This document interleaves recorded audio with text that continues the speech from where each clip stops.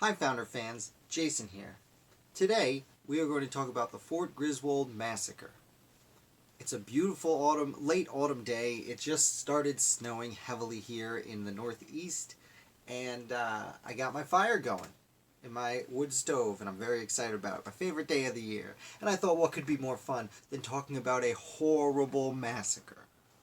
Okay, I'll be honest with you, I had this planned out before the snowstorm hit, but let's get into it.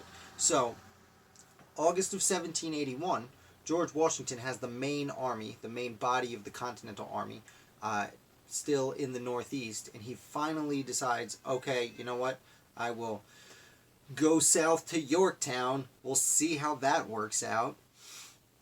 So when he does, the British said, okay, they saw him on the move. He had used some distraction techniques, but they finally realized he was on the move and thought, okay, let's have a major attack in the north and see if we can't draw Washington back up.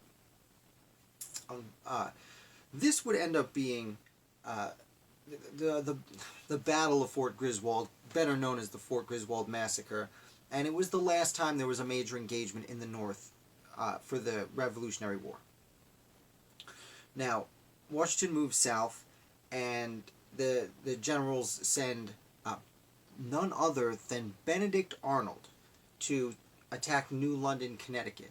Now, Arnold, just less than a year beforehand, had switched sides and had some commands, but he was begging for a more important, efficient command. And they said, well, you ran your business out of New London, Connecticut, right?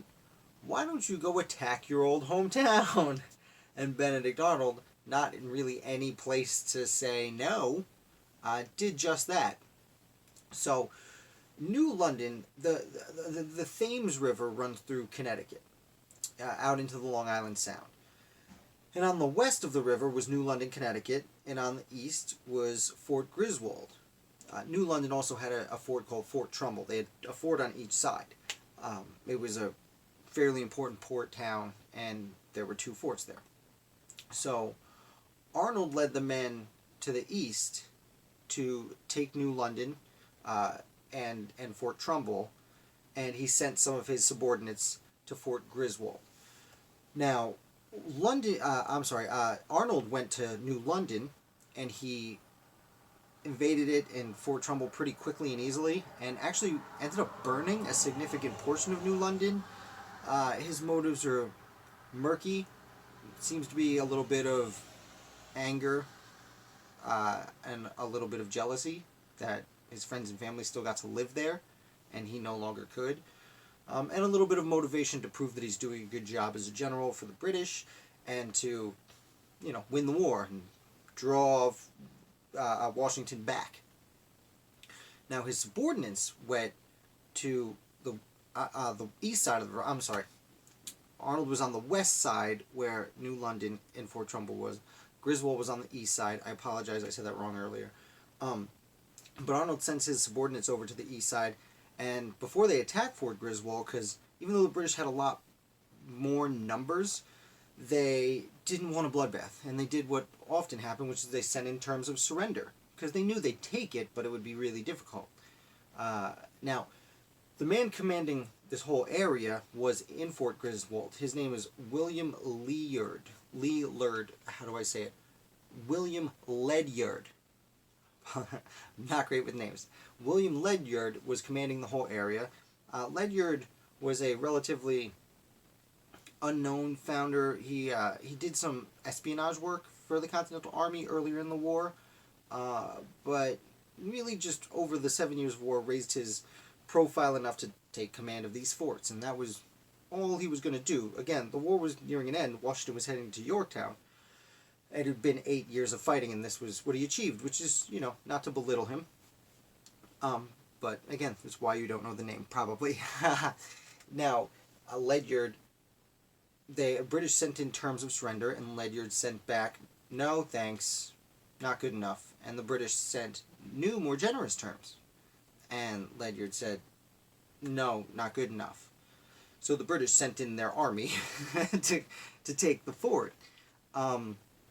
And it was a bloodbath. It's actually, when I was reading about it, it reminds me a lot of Bunker Hill, where everyone kind of knew the British would take it, but the the Continentals gave the British heavy casualties.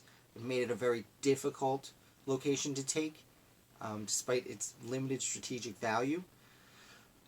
This did not make the British very happy, so when they did inevitably take the fort, they got to Ledyard, who surrendered, and in the time when you surrendered, you would take your sword out and hand it to the officer who took your fort.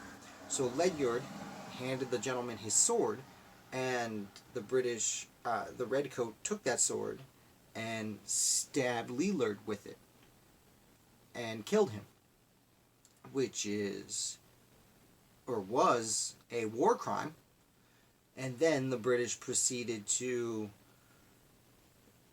mass murder about 100 soldiers, and then Arnold got back across the river and found out what had happened.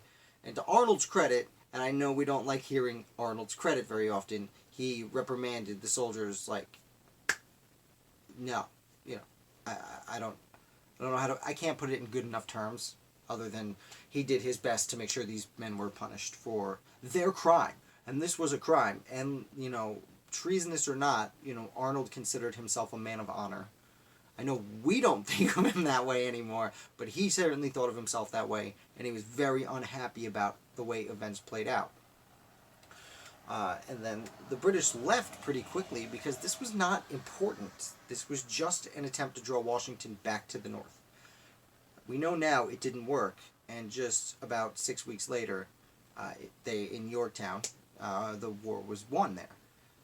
Now, I do want to throw in, there is a rumor that I read that's unsubstantiated, and it probably will never be substantiated, but legend has it that the Marquis de Lafayette, when he was leading his men at the Battle of Yorktown, when he led his first charge, he shouted, "Remember Fort Griswold."